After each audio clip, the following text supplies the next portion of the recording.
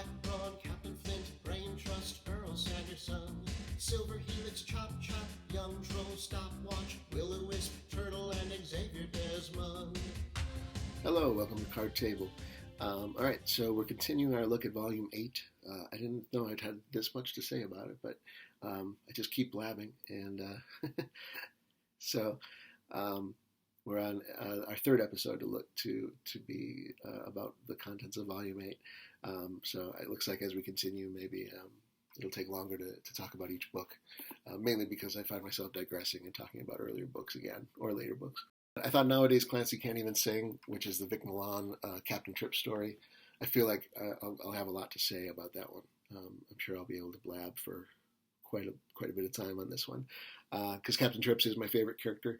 And I talked a little bit about, obviously, about Mark Meadows and Vic Milan's Captain Tripp stories when in those appropriate videos. He first shows up as Mark Meadows in Volume 1, and it's one of those stories.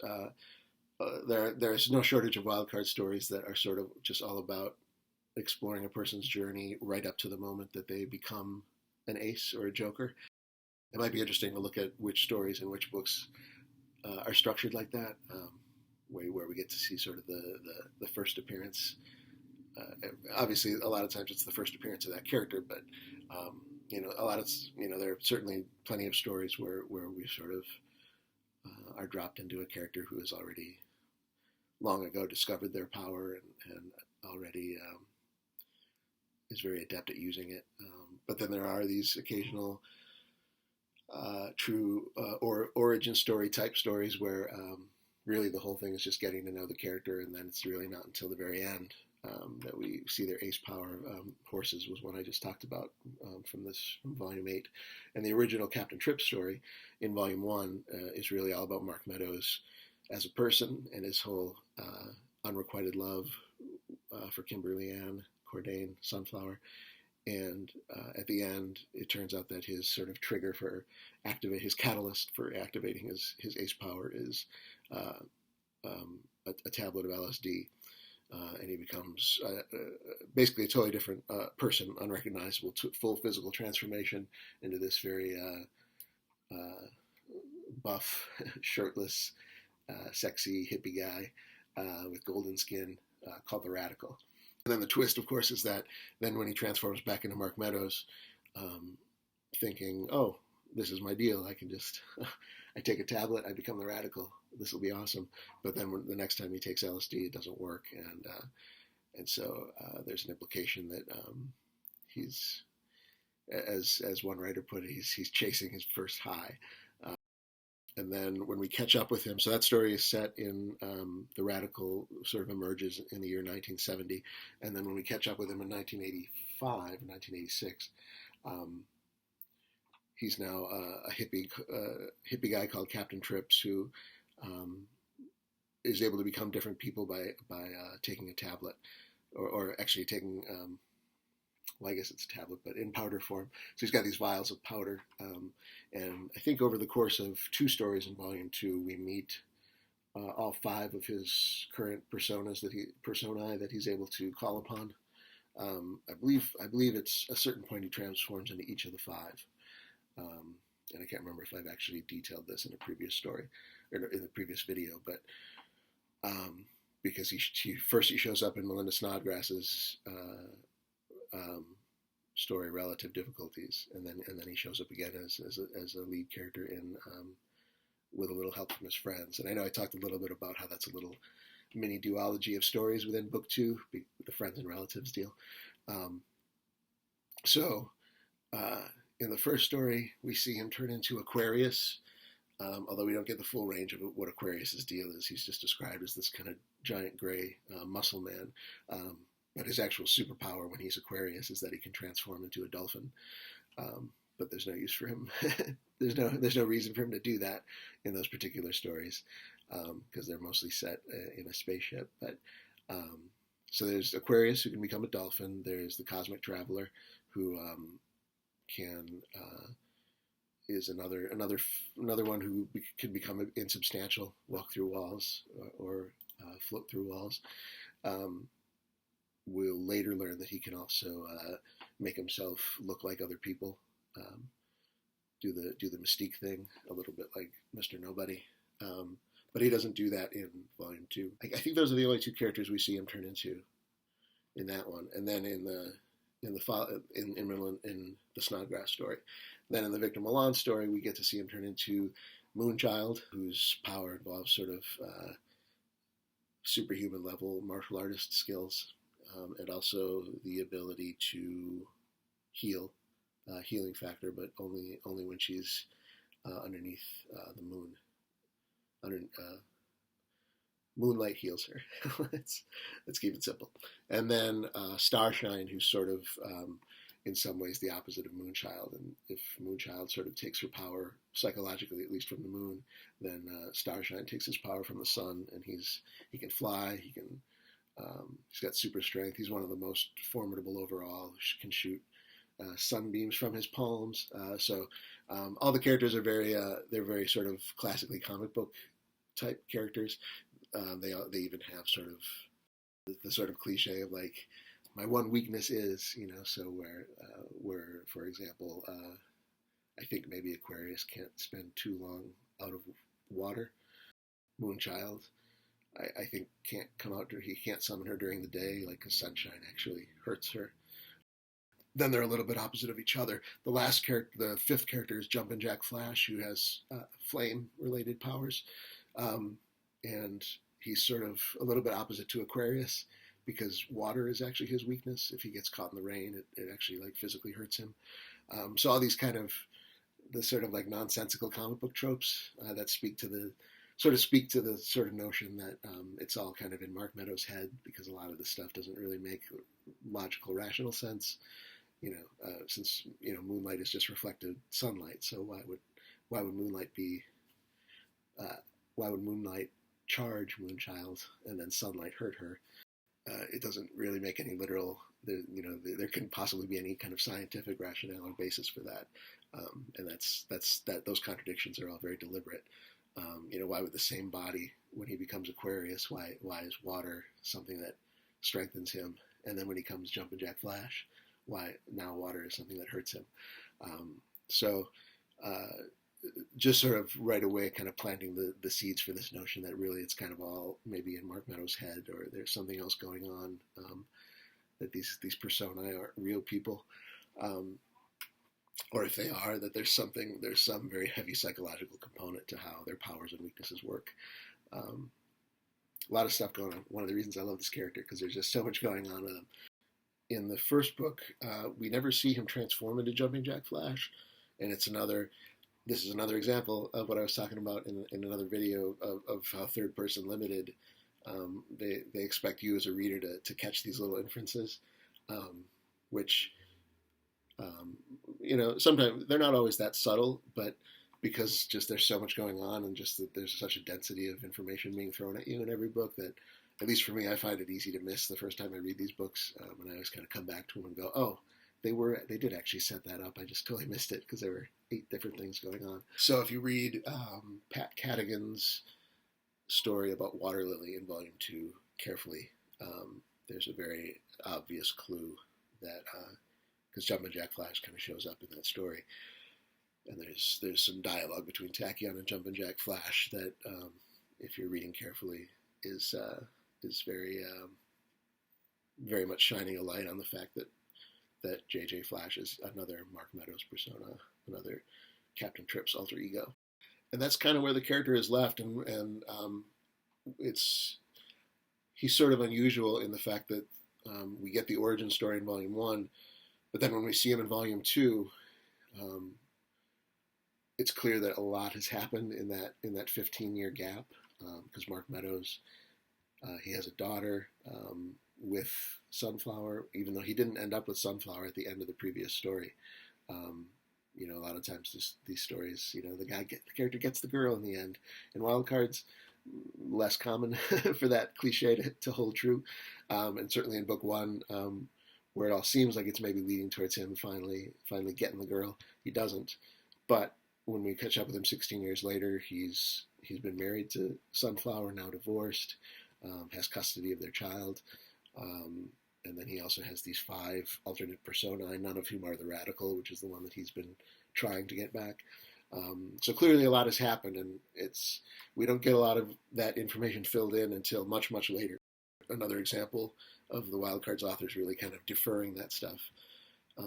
But they did eventually fill a lot of it in with Captain Trips, which is why, as I mentioned last time, I'm very much keeping my fingers crossed that they're also going to fill in the backstory on Ben and Vivian Choi, Lazy Dragon, and Chen Yu.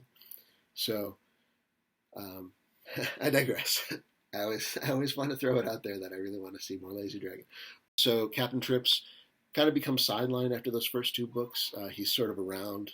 We don't really forget that he exists, but he's definitely not a lead character in book 3 or 4 or 5 or 6 or 7. And then volume 8 in Vic Milan's story in this book, Nowadays Clancy Can't Even Sing. He's back with a vengeance, as Chris Claremont would say.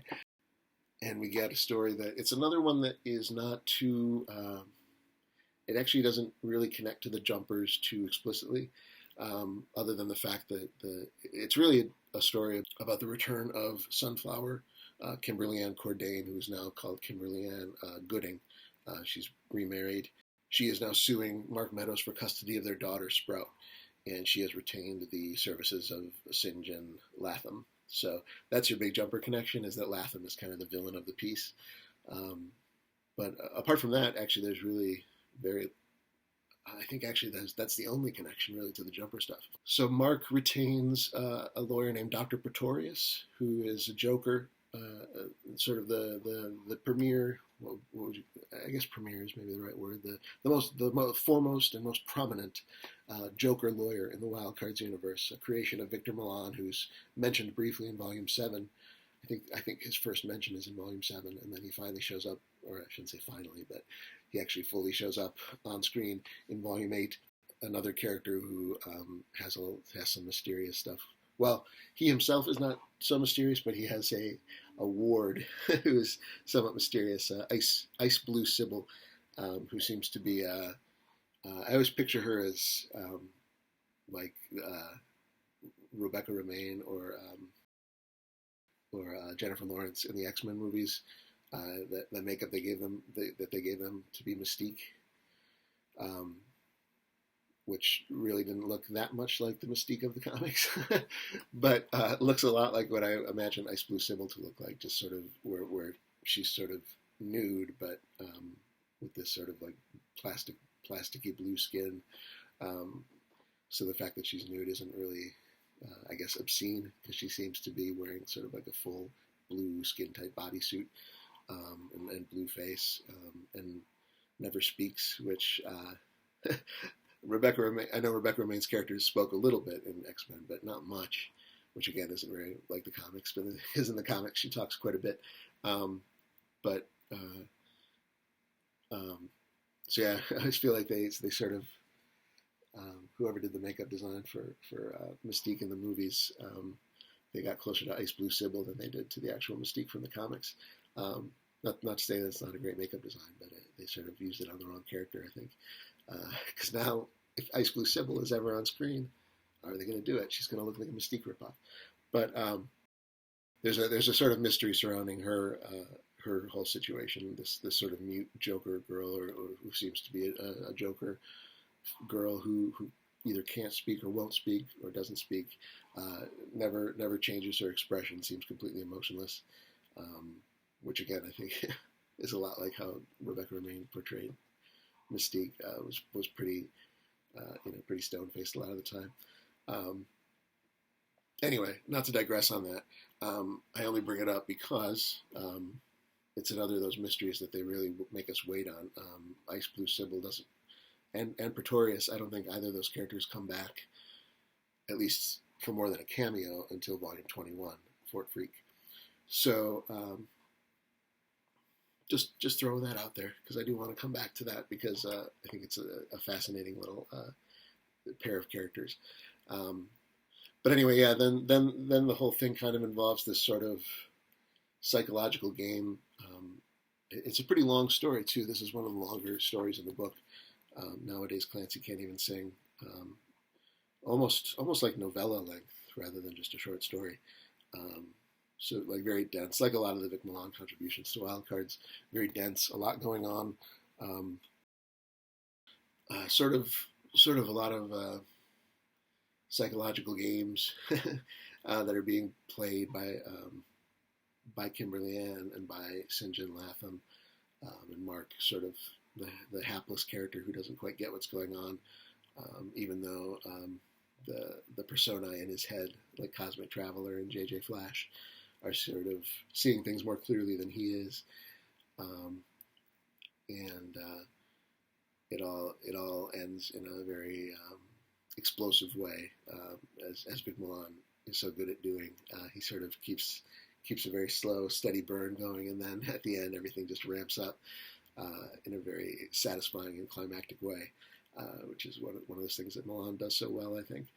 Things end kind of badly, where Kimberly Ann has a bit of a psychological breakdown, which I believe they talk about how that's sort of what happened the first time and how Mark won custody the first time. And so it happens again, and so she loses the case to win custody back, and you think, oh, happy ending, and then unfortunately, through some of the machinations of St. John Latham, Mark was sort of tricked into exposing the fact that he is an ace who can transform into these other personae, which up to that point had been something that he'd been keeping secret from the world at large. So it gets exposed that he is, in fact, he is J.J. Flash, and he is Cosmic Traveler, and these other characters that he always referred to as his friends, and it turns out that he is the one who transforms into them himself, and as such is considered too dangerous a personage to have custody of a little girl, so custody is taken away from him as well, and Sprout is made a ward of the state and placed in an orphan asylum, I guess, or an asylum for wayward young children. So sad ending. But another thing, like a lot of the stories in this, a lot of things that where the sequel is in Volume 9, just like with the Mr. Nobody stuff and the Veronica stuff, the payoff kind of comes in the next book. So start to see the pattern here, where a lot of things are left open-ended in order to get closure in Volume 9. So let's see what's next and see if there's another example. I believe the next story is the one I really love. Actually, I love Nowadays Clancy Can't Even Sing. I love pretty much all the Vic Milan Captain Tripp stories. I mean, Nowadays Clancy Can't Even Sing is my favorite story in this book. Just great stuff. I love Captain Tripp's. It always, Milan delivers, man. He always delivers. So yeah, I don't want there to be any uncertain terms there. The Vic Milan Captain Tripp story is fantastic. Broken Thread in a Dark Room by Carrie Vaughn, another one that I really adore. It's a hard one to express exactly why. I mean, if you read it, it's a very entertaining story. It's a great, well constructed, great action story. The lead character is Lady Black, like I mentioned in a previous video. It actually introduces certain elements of the whole rocks setup earlier than if you were to read this book. There are certain characters and sort of scenarios that are connected to the whole jumper / rocks / Ellis Island / bloat, all that stuff. The elements are sort of introduced one at a time. And if you read this book, then it's actually Carrie Vaughn who's sort of introducing some of those elements, because her story is placed so early in the book. Yeah, gosh, it's hard. You almost have to have been. I feel like if I didn't already know that Carrie Vaughn was like a Wildcards fan, going back like well before she became one of the Wildcards writers, she was, as she describes herself, a Wildcards fangirl. I feel like even if I didn't know that, I would guess it from just the way she writes her Wildcard stories, particularly these ones that are interpolated into a book that already existed.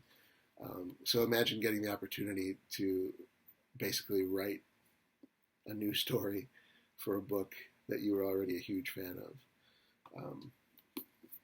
right? Like think of like your favorite book or movie or anything, and being told, oh, you get to write and star and direct in a new scene or something in your favorite movie, or write a new chapter that's going to be now a canonical part of your favorite book. I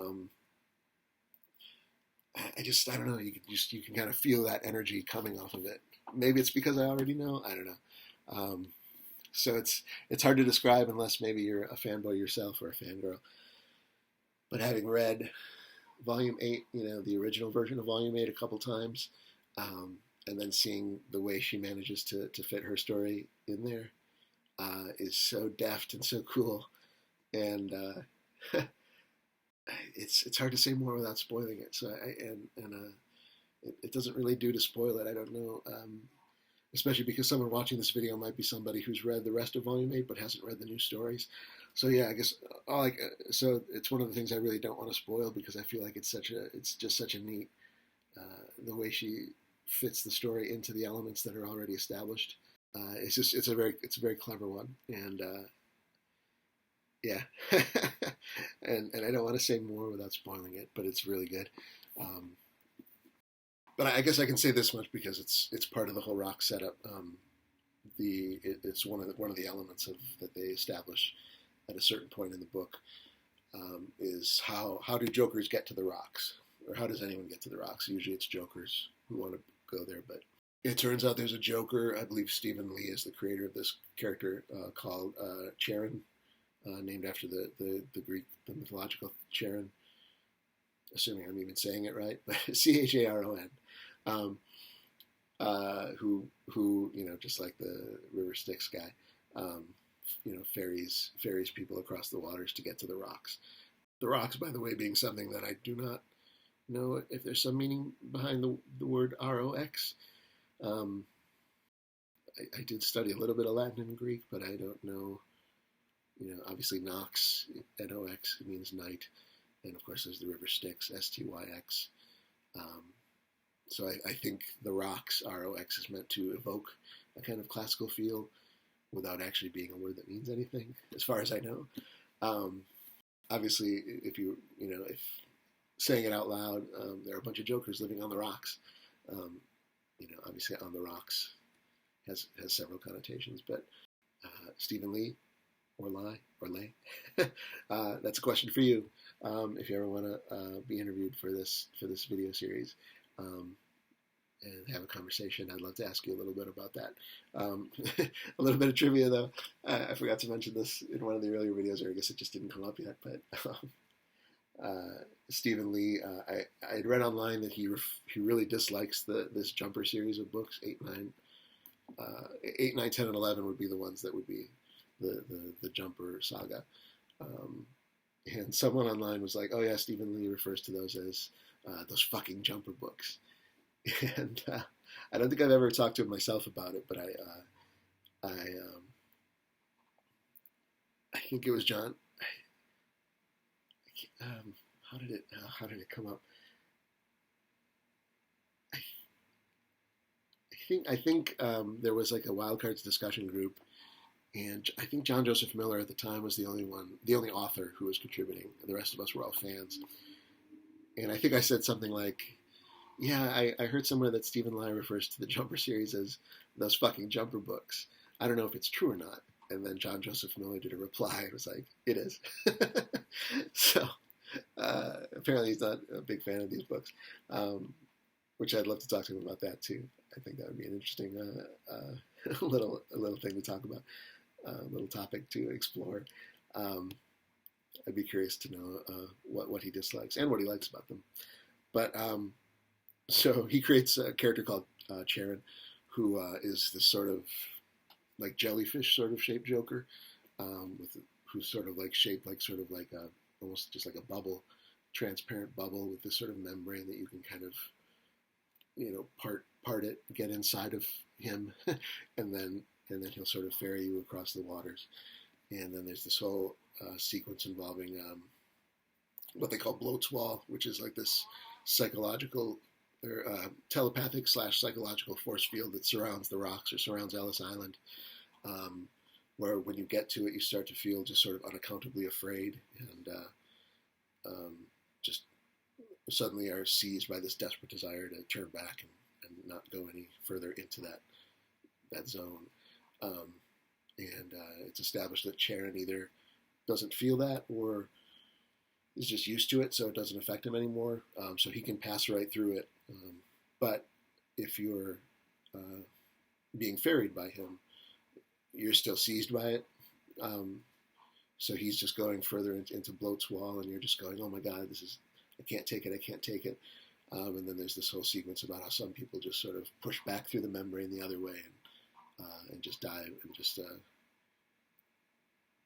end up dying at the bottom of the water. So that's sort of part of the whole rocks scenario, and we get a little bit of that in Carrie Vaughn's interpolated story. It becomes retroactively the first appearance of Charon, and it's great. It's so cool. And then we get 16 Candles by Stephen Leigh, where his character, the Oddity, whose story is so compelling, he gets the cover. I'm sorry, I always do that. They get the cover. Got to use the right pronouns. They get the cover of Volume 8. And when they had the chance to put somebody else on the cover, they said, no, the Oddity's just too cool. Let's keep them as the cover star.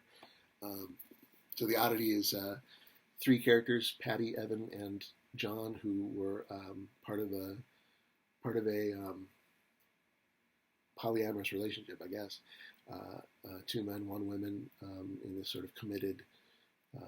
They weren't really, as the story establishes, it's not like they were swingers or anything. They just had this sort of, it wasn't an open relationship. It was just closed amongst the 3 of them.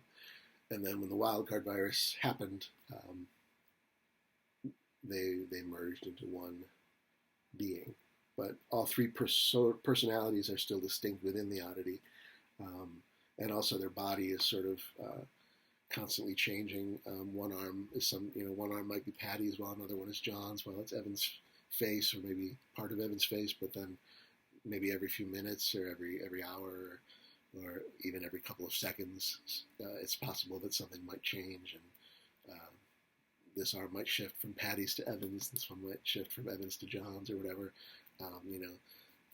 and that's also happening with their bones and their internal structure, and they're described as just being in constant pain because they're constantly transforming, and there's no it's not like they're numb to it or anything. It's just all that transformation, of their body, different parts of their body switching over, and different pieces of their face moving over. It is all just as painful as it sounds like that would be. There's no numbness or anything. So they're just this 3 personality being in constant pain. The only sort of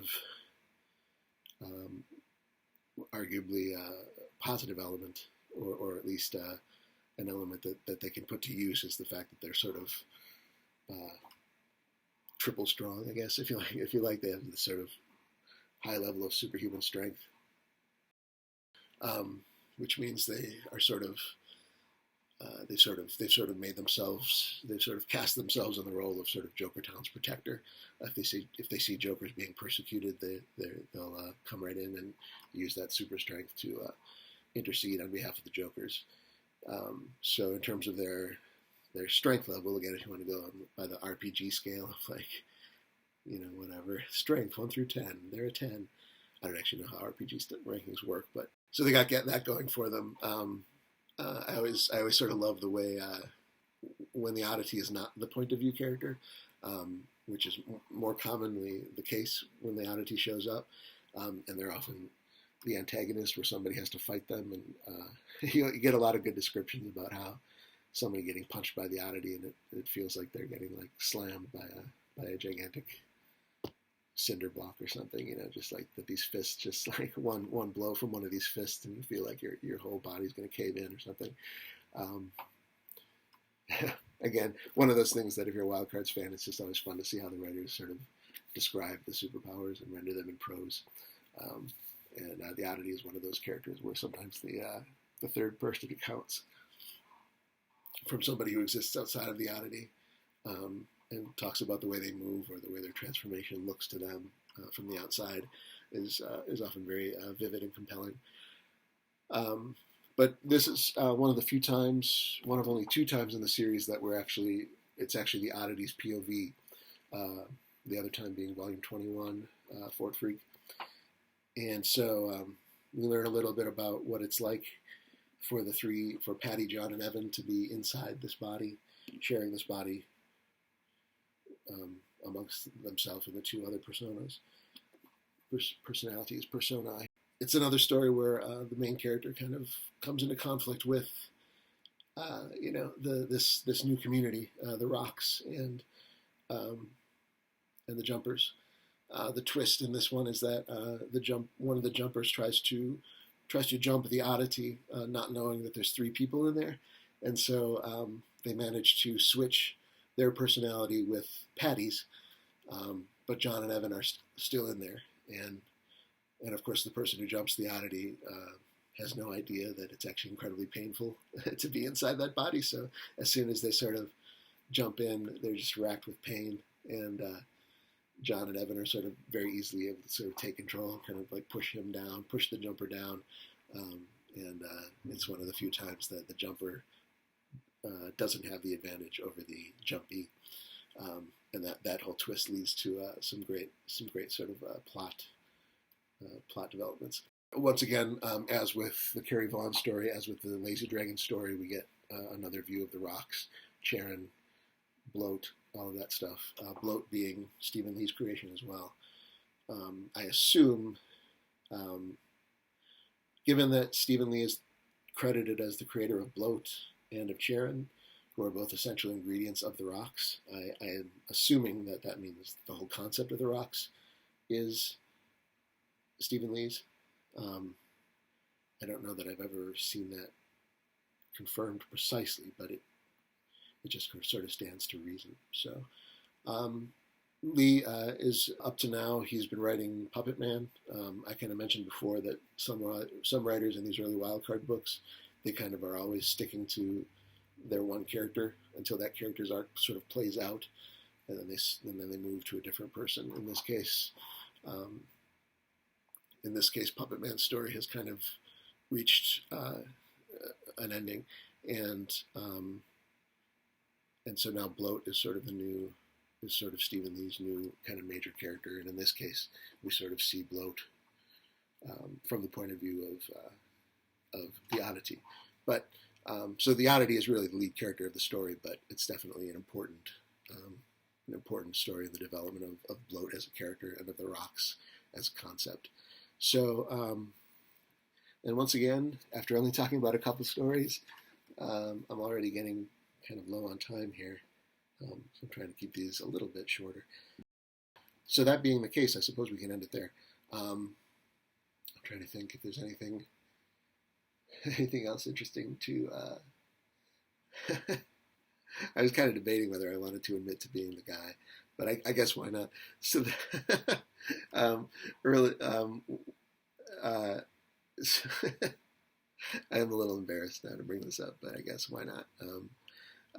Just to make these a little bit more personal, so it's not just me dryly reciting some story points and summaries.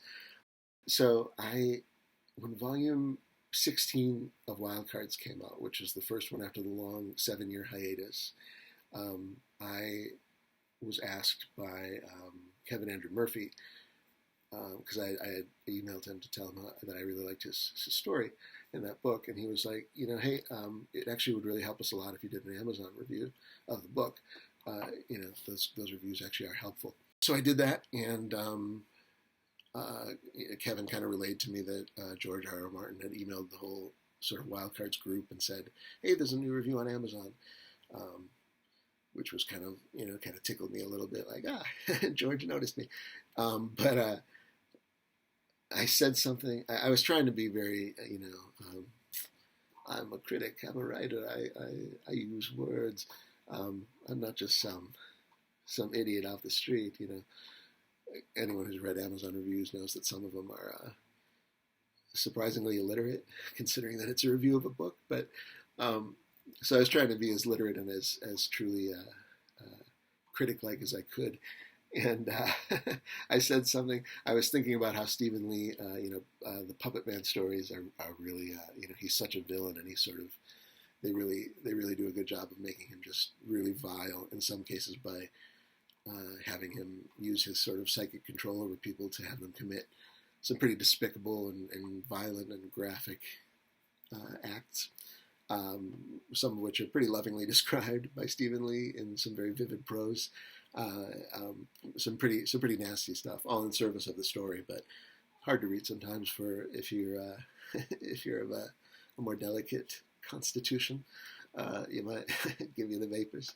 And then bloat. I talked a little bit about what the character about what the character's Joker mutation is, but there's stuff about how he sort of, since his bottom half is just this gigantic bloat of fatty tissue, I guess, that doesn't at all resemble anything human. So with no human anatomy sort of below here, what's going on with bodily functions and stuff? And it turns out that he just expels waste through just pores in that bloat. So waste product just sort of pours over the sides periodically. More stuff that's maybe a little unpleasant to picture in one's mind's eye. So I was thinking about all that, and then I was writing about Stephen Leigh's story for volume 16, which is this very beautifully written sort of love story set on this island, Rathlin Island.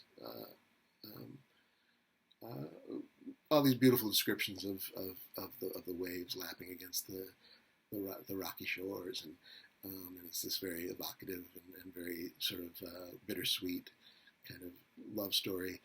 And I guess I was just struck by the fact that Leigh's very vivid prose was being used to describe these very picturesque locations rather than bloat expelling waste. And so I said something like it's mercifully free of his usual grotesquerie. It's a good turn of phrase, right? And then years later, I think it was literally years later that I was on like a Wild Cards message board, and just kind of out of the blue, Stephen Leigh was participating in the discussion, and he said something like, someone must have been talking about reviews of books or something, and he was like, well, here's my favorite thing that somebody said about me, that one of my stories was mercifully free of the grotesquerie that I usually write with. And he was like, talk about a backhanded compliment. And I was like, oh gosh. And I wasn't sure if I should say anything. And I thought, boy, it'd be kind of a wussy thing to not own up to it, right? So I sort of explained kind of like what I just did in this video, just sort of explained like, here's what was going through my head when I wrote that, Stephen. I'm sorry. I realized it was a pretty dickish thing. I probably realized it even at the time, but so I was like, I'm sorry if it bothered you, and he was incredibly gracious about it. He was like, no, don't you dare apologize. If that's your opinion, you should stick to it and stand by it. Which I thought was a pretty classy, pretty darn classy move on his part. But it certainly sticks with me now. I guess it's possible that anyone who is watching this video could probably find that review on Amazon. It's not well written at all. I guess there's no point in taking it down now, but it's not a well written review. There's misspellings and awkward little turns of phrase. And, I don't know. I got no. I guess I was in my 20s, so there you go. That's my only excuse. I was a younger fellow, but but it led to some fun and little interaction with Stephen Leigh. So I guess in retrospect, I regret nothing. And on that note, what's the next story? Should we just go on? Devil's Triangle by Melinda Snodgrass. Okay, we'll save that for next time. We'll get into some Tachyon and Blaze next time. So, thanks for watching. Have any class? She says, "Hon, what is it?" "I'm trying to visit with my pal Melinda Snodgrass. Shoot the breeze with Walter John Williams. Hang out with Howard Waldrop. I've been smarting for George R.R. Martin. His characters have so much pop. I like to go out dancing. My baby loves a bunch of authors. My heart's broken several places. Baby's just sitting there reading about aces.